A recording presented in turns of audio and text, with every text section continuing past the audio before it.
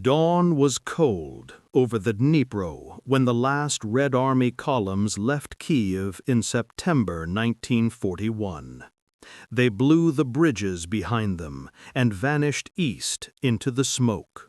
For days the city held its breath under a new flag.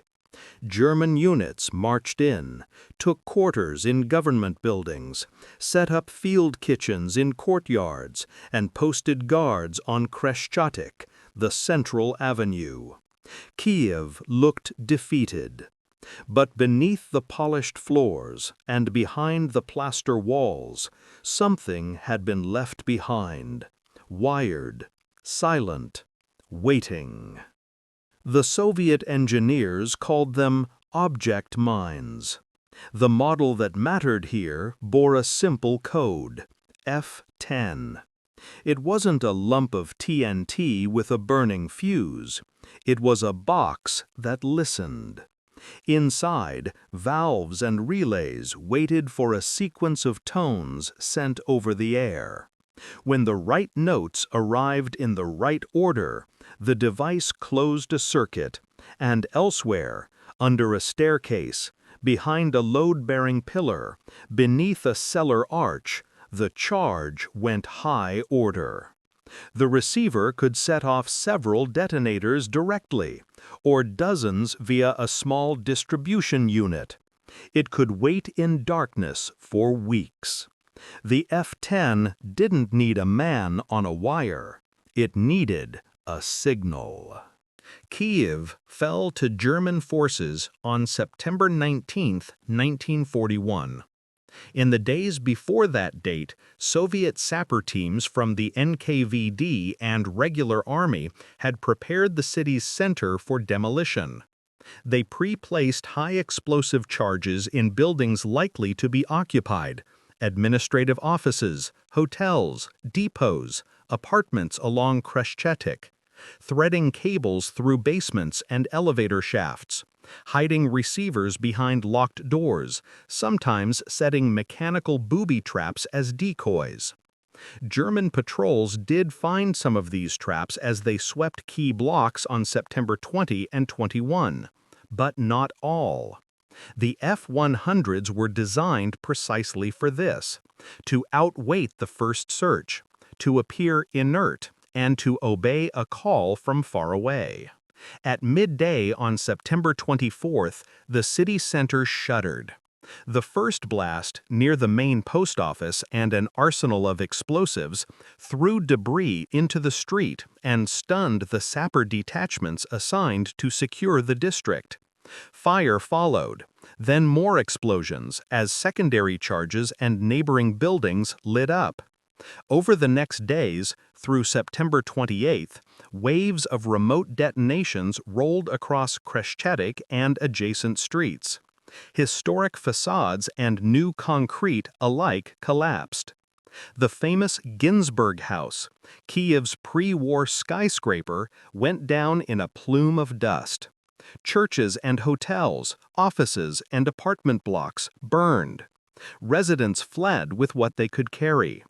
German firefighters and soldiers, local brigades, and conscripted civilians battled the flames for 5 days. By the time the last hotspots cooled, entire blocks were gone. Contemporary counts and later studies vary, but several hundred buildings in and around Khreshchatyk were destroyed, and thousands of residents were left homeless. Casualty figures remain uncertain. Sources agree that both German personnel and Ukrainian civilians were killed in the initial blasts and the fires that followed. The signature of the weapon was as modern as it was unnerving.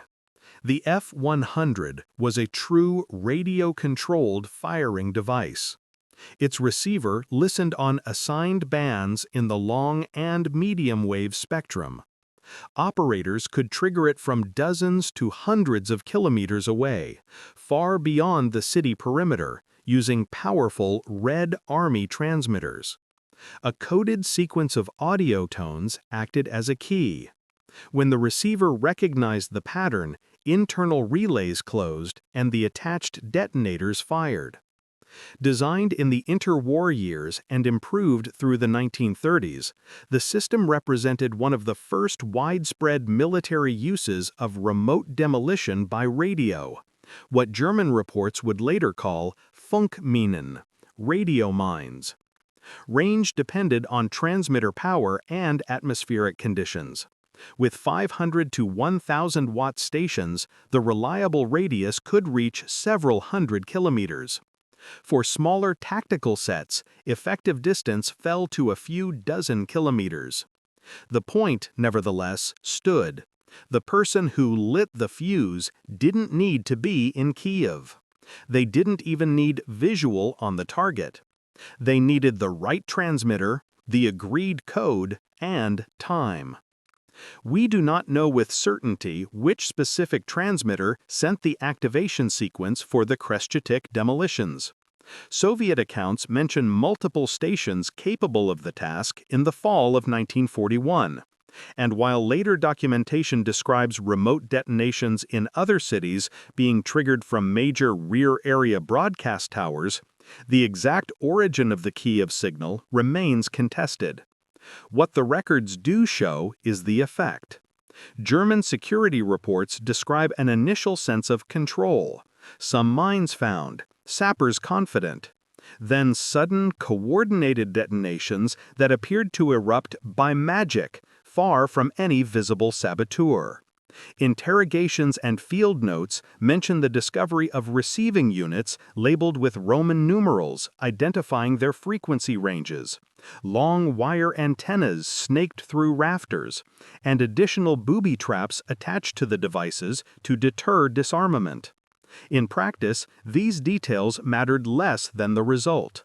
A central avenue turned into a firestorm, and a message delivered to troops who believed they had crossed the Dnipro into relative safety. To understand why the Soviets mined Kyiv at this scale, we have to step back from the street and look at doctrine and context.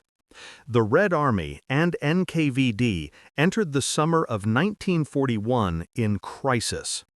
After the German invasion in June, entire fronts collapsed. Millions of soldiers were killed or captured. In this emergency, Soviet planners leaned on methods that would slow an occupier and deny him shelter: scorched earth and demolition. Bridges over the Dnipro were blown. Factories were wrecked or evacuated. In major cities likely to fall, designated special sapper groups emplaced charges against command-worthy buildings, depots, and public utilities. The F-10 added a layer of control to an otherwise rough instrument. It allowed a headquarters in the rear or a forward team with a transmitter to decide when to strike and to link multiple detonations in sequence. In Kyiv, the timing was deliberate. The first big explosion came 5 days after occupation, when German staffs and supply officers had already moved in to prime addresses, and when the city administration, under order, called in locals to register and surrender prohibited items at central offices. The same fire that trapped German units also cut water mains, clogged streets with debris, and paralyzed the new regime's first week. On Khreshchatyk, the physics of demolition met the psychology of occupation. A remote-controlled blast is silent until it isn't. There is no warning hiss like a burning fuse, no wire to trace. Its terror lies in precisely that distance, the idea that someone unseen, somewhere else, holds a switch. German sappers learned quickly. They pulled down ceilings, tore up floors, probed basements with bayonets. They posted guards on roofs to look for antenna wires and listened on receivers for telltale tones. Some devices were captured intact. Others were discovered only when a booby trap worked as intended. In the weeks after the first explosions, German engineers issued strict orders limiting billeting in central Kyiv until blocks had been cleared. The street that had anchored the city's civic life became a cordon of ruins, then a construction site of piles and salvaged brick. On paper, the F-100 looked almost simple. The control unit weighed on the order of several dozen pounds. A 12-volt battery powered its circuits. A 30-meter wire served as an antenna, easy to conceal under eaves or along attic beams. A frequency band marking, Roman numerals stenciled on the case, told technicians which transmitter to use. The operator at the far end keyed a burst of tones. If the receiver matched them, it closed the firing circuit. That circuit could detonate up to 3 charges directly and many more through a secondary splitter, a web of electric caps wired into pillars, beams, and columns. Because the charges were not all in one place, a single detonation often set off dozens of sympathetic blasts, turning a solid block into a cloud of dust and falling facades.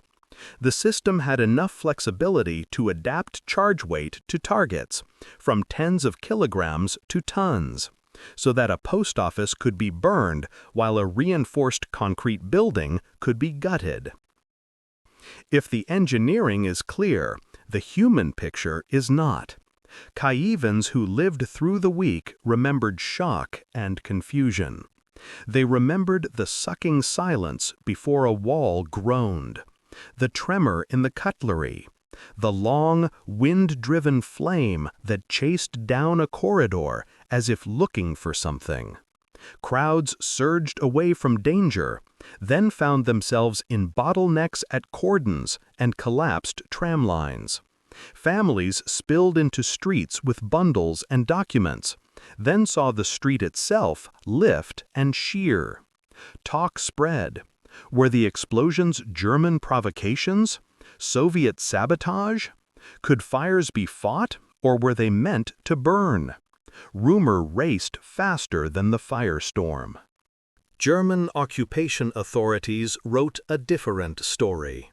They blamed partisans and Jews for the blasts, language that blended military security with the anti-Jewish violence already unfolding across occupied Ukraine. 5 days after the first major detonations, on September 29 and 30, German SS and police units with local auxiliaries murdered more than 33,000 Jews at Baben Yar, a ravine on the city's edge, one of the largest mass shootings of the war. The explosions and fires in the center were used as pretext and accelerant for a crime that had been planned and whose scope far exceeded any sabotage complaint. In the space of a week, Kyiv's civic heart was wrecked and its Jewish community decimated. The radio mines did not cause Baben Yar, but they became part of the story the killers told. Even within the narrower frame of sabotage, attribution could be murky. In the months that followed, more explosions rocked Kyiv, including at religious and historic sites. The destruction of the Dormition, Assumption, Cathedral at the Kyiv-Pechersk Lavra in early November 1941 remains a subject of dispute in public memory and in sources. Many Ukrainian accounts, including museum research and post-Soviet studies, attribute the blast to Soviet charges left on the monastery grounds and detonated under occupation. Some Russian narratives have accused German forces. Archival reconstruction points to systematic pre-war and wartime mining of central sites, and to remote or delayed activation during occupation. But the precise chain of custody for this detonation is still debated. What is not contested is the loss itself, a structure first built in the 11th century, erased in seconds, later rebuilt after independence. Kyiv was not the only city mined with F-10s in 1941. Similar remote detonations occurred in Kharkiv and other urban centers as Red Army formations retreated. In one documented case outside Kyiv, a powerful transmitter more than 500 kilometers distant sent the coded sequence that set off radio mines, an illustration of how far the Soviet system could reach. German engineers called the devices by their function, not their mystique, and within months compiled field instructions for dealing with them: how to trace antennas, how to isolate the receiver, how to jam or mask the triggering tones. But no manual could recover a block that had already gone up, and as long as front lines moved eastward, the pattern followed: occupation, initial calm, then sudden destruction, sometimes hours after a staff moved in, sometimes days. Who, precisely, pressed the key that brought down Khreshchatyk? The historical record does not offer a name. Soviet sapper units had authority to fire under orders. NKVD radio operators could transmit from positions concealed on islands in the Dnipro or from mobile sets beyond the city. Larger rear area transmitters could also carry the right tones. After the war, some underground operatives in Kyiv were celebrated for sabotage in 1941. At least one captured Soviet sapper reportedly aided German efforts to locate additional mines after interrogation. These details are fragmentary and sometimes contradicted by later accounts. What remains clear is the logic: deny an occupier convenience, sow uncertainty, and demonstrate that a city can never be fully possessed. The method worked at a tactical level. At the scale of Kyiv's suffering, the price was paid by those caught between an army leaving and another settling in. Some specific assignments of credit or blame for individual blasts beyond the general Soviet planning for the September 24 through 28 sequence remain contested in the literature. The F-10, for all its wartime notoriety, was not a miracle weapon. It demanded planning, materials, skilled labor, and time, things in short supply amid a retreat. Its radio tone code could be discovered with luck and listening. Its receivers needed batteries that could sit charged for weeks. The antenna wire had to be hidden well enough to avoid casual inspection, yet open enough to hear. Some mines failed. Some were found. In Kyiv, many worked. In demolition's doctrine, this ratio is often acceptable. A few missed devices mean a few saved buildings. A few successful ones can immobilize a center for a week. What did success mean in September 1941? For the Soviet command, the blasts complicated German administration and impeded logistics at a moment when railheads and headquarters mattered. They signaled that the city, even as a ruin, belonged to a larger plan of denial and return. For Kyivans, the calculus looked different.